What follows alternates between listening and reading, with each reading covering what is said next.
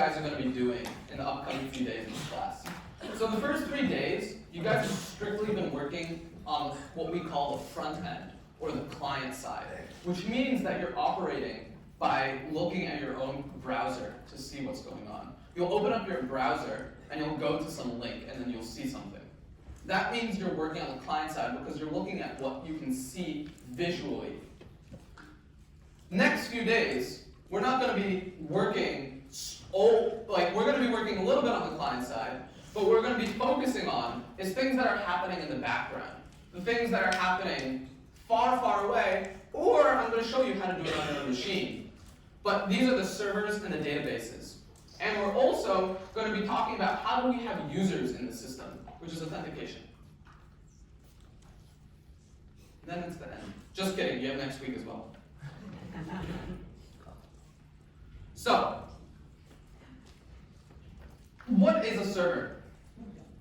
Server might seem like a complicated word. It's really quite simple. All it is it's a computer somewhere that has some code on it. And the key idea is that this code runs continuously. It's always running. It's always listening. And what is it listening for? Well, it's listening for a client somewhere that opens up their browser, types in their URL, the address of the server, and what that's going to do is it's going to send over a request.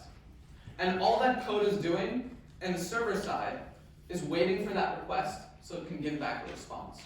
That's all a server is. Code that runs continuously, that knows how to deal with various types of requests. And what's important is that you don't have one server for each client. You're going to have one server that helps tons and tons of clients. For your final project, you guys are just going to have one server for all the clients that access your web page. The only time you might even need to think about having multiple servers is when you have tens of thousands, maybe millions of users. And then you need to start thinking about, well, maybe one server having millions of requests coming in, that's going to make it kind of slow. So maybe we need a bunch of servers that can handle requests. But for the meantime, just worry about the fact that you're going to have one server that's going to be listening for requests, and clients are going to send those requests. So the back end, in this sense, is the server that is listening. The front end is going to be these clients which are sending requests.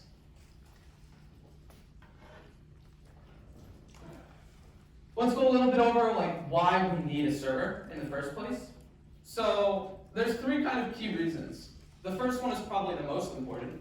Whenever you visit a web page, say it's facebook.com, where are you getting the HTML for facebook.com? You need to talk to a Facebook server. You need to ask it and send it a GET request. Give me your HTML. So you need file access. You also want centralization. You want it that you have a lot of clients talk to one central thing, and then they get back to this. And they all trust one central source of truth.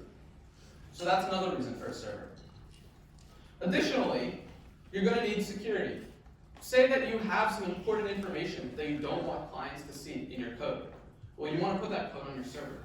Because any code that's in your React code, clients can see. They can just open up what information has the server given me, and they just can read through all that code. It's public information to them. So if there's any code that is secret that you don't want anyone to see how it's working, well, you need to put that code in your server. Well, I kind of spoiled this to you guys, but how do you connect to a server? You're going to type, say, facebook.com, and somehow that's reaching and communicating to a computer somewhere. So what is going on? Well, you're going to have something in the beginning of every one of your URLs that is going to say either HTTP or HTTPS. What that is it's just the protocol that you're going to be using. HTTPS, if you guys are confused, is basically the same as HTTP, but it has some security benefits. But it's the same idea of sending GET requests and getting back responses. The same way, exact same thing. It's just more secure. And then, the Facebook.com aspect of things, that is what we call a domain. And I'm not going to go, there's a whole world to talk about how you translate a domain into a computer somewhere in the world. I'm not teaching that. If you want to learn that, take some more advanced classes in Course 6, because it's really cool stuff. but it's not worth talking about it here. All you guys need to worry about is if you type facebook.com, there's some mechanism on the internet for translating that into the address of a computer somewhere. And so that server is going to know that you're trying to ask information from it. And even now, I've been lying to you guys, because it's a little bit more complicated than that. Servers are going to be able to, what I've described so far is it made it seem like a server is one whole computer that has this one piece of code running on it. But what you actually can do is you can have multiple servers on one computer. And the way that you want to think about this is that a computer, like a big box, has what we call ports that can be used. So say that you have some code somewhere that's running continuously, because that's all a server is. So this is some code that you've written, and it's running continuously. So what you can do is you can say, well, this server is going to communicate to this port. Let's say it's port 3000. Now, when a request comes into this computer over here, you can specify in the request what port do I want to be talking to. And that's how the computer knows to take this request and now send it here. And then send back a response. So this idea of ports is really important because it lets you run multiple servers on one computer. And so, just to quiz you guys, how do you specify the port that you're going to access? Well, you have to add a colon at the end of your URL, and then you say what the port number is. So if I went to example.com, port 8000, well, I'm actually, say this computer over here is example.com's server. Or if this is example.com's computer, what I'm going to be doing is I'm going to go to the computer that's at the address of example.com, and then that computer is going to take this port number and then send it to the server that is running at that port. So what is important is that a computer is running is at an address, and a port might be within that computer that the computer will then handle and send to the correct process. So if I went to example.com port 8000, I would talk to the server that's running on port 8000. If I'm going to example.com port 3000, I'm talking to the server that's running on port 3000. And the way that this looks like on the internet is you're going to type the protocol, you have the :// like HTTP, the domain that you're going to go to, say it's facebook.com, and then you're going to have the colon and the port number.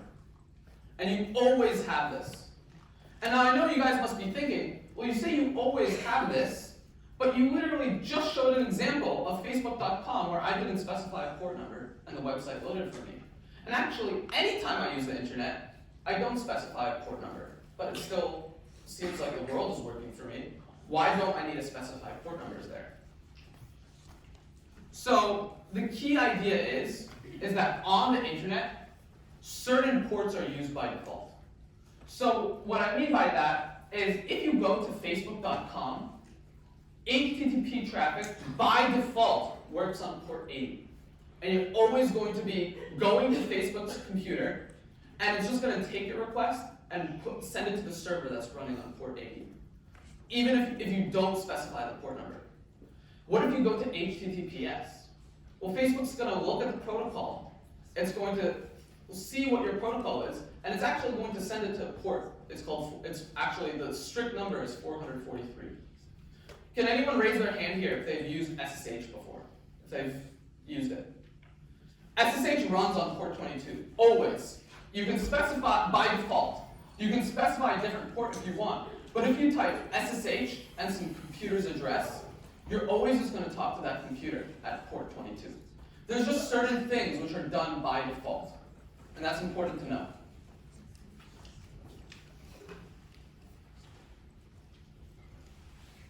Does anyone have any questions?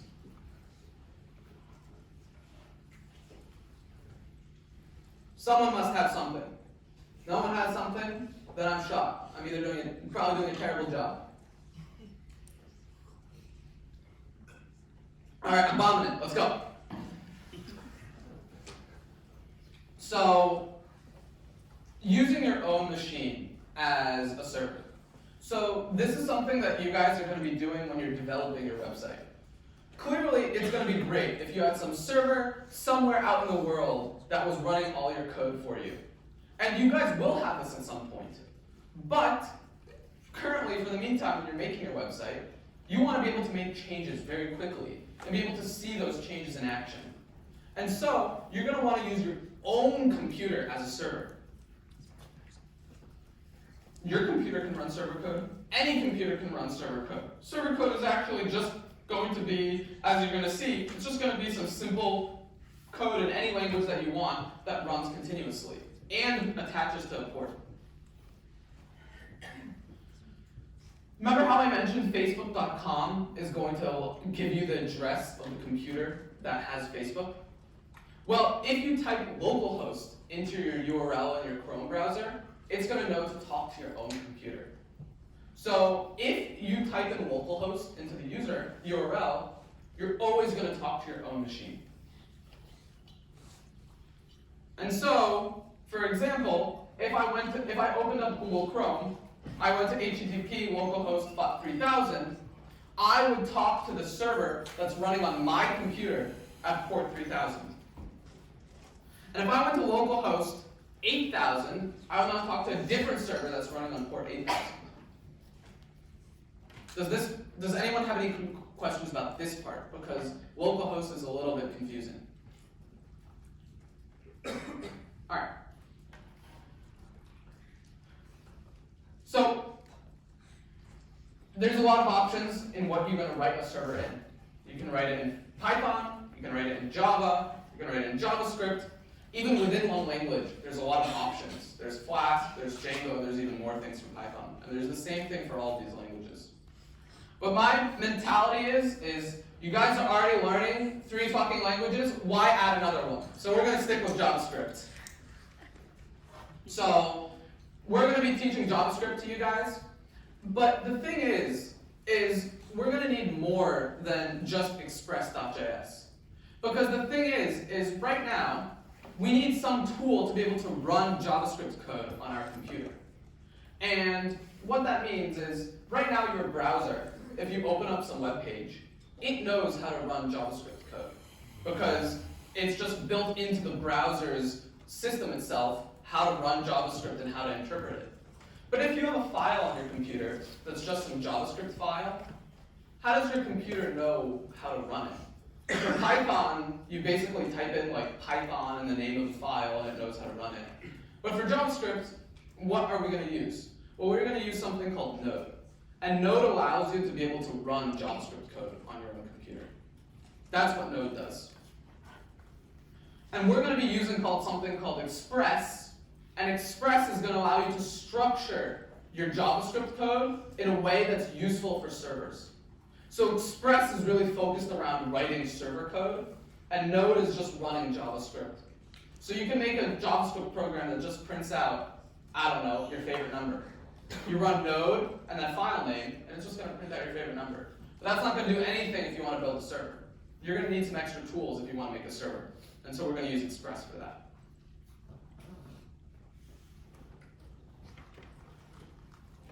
Great. So for the next 30 minutes, we're going to be actually working on a workshop to add a server to Kappa. And remember how you guys, last workshop, you used an API to build up your feed? Well now, what we're doing is we're going to build that API ourselves. From start to finish today. We're going to make it work on your own computer entirely. Which is kind of awesome, because now we're actually building these things that we've heard about so abstractly. But for my workshop, I kind of want to run this a little bit differently than we've done the previous ones. A lot of server code is kind of configuration, and it's not really something that even you guys are going to change that much. So I don't think it's that worth it if you guys really want to, feel free. But I'm not encouraging that you guys type along every line I do. In fact, I'm going to show what step you're at. You can go through the solutions and kind of walk through with me. But I don't really think that typing every line of code for this is going to add that much merit.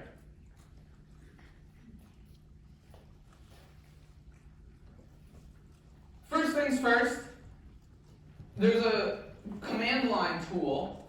If you ever and what I mean by command line tool is if you type git in some command, git is a command line tool. So Node comes with several command line tools, but one of them is called npm, which lets you manage all the imported code, and it lets you run your project. It has a whole bunch of things that are really convenient for running. And you guys have even used this yourself so far. If you guys have ever typed npm install or npm run hotloader, you're actually using Node commands, Node package manager commands. And what is it actually doing? Well, fundamentally the motivation for it is, as the title says, it's a package manager. It helps you manage your files. So, if you guys look if you guys want to peek, you can guys see that in Catbook React right now, there's a package.json file. And all package.json file does is it's not going to look identical to this, but it has something called metadata. Metadata is just information about your project. It's not actual code itself, but it's code that's going to talk about configuration and information about your project. And I guys want to zone, all this stuff is kind of pointless, except for one crucial aspect of package.json. This part of package.json at the bottom is saying, well, these are the packages that we want to import and we want to have access to when we're writing JavaScript on our own. And so, as I said, we're going to be using Node, and we want to use Express. And so fundamentally what this boils down to is we want to make sure that we have listed in our package.json that we want to save Express. And then, if you guys run npm install is very simple. All it's doing is it looks at this list of dependencies that you need, and it saves them to a folder called node modules. So all that npm install is doing is looking in this package.json file, seeing what you need to import, and downloading it from the web. And you might wonder, well, why do I need to be re-downloading this package why do I need to be re-downloading Express when you guys have already built this project for us? Why don't, when I just download it, why doesn't it already have this node modules for me? And the reason being is that this node modules file ends up being pretty big. It has a lot of files in it. It has all the imported code that you need, which can be really large. So we don't want to save that on GitHub, actually, because we have one line over here that helps npm figure out and rebuild this on its own. And so if it's making it on its own, then we don't need to save it to the internet for you guys. We just need to tell you which things you need to build yourselves. Great.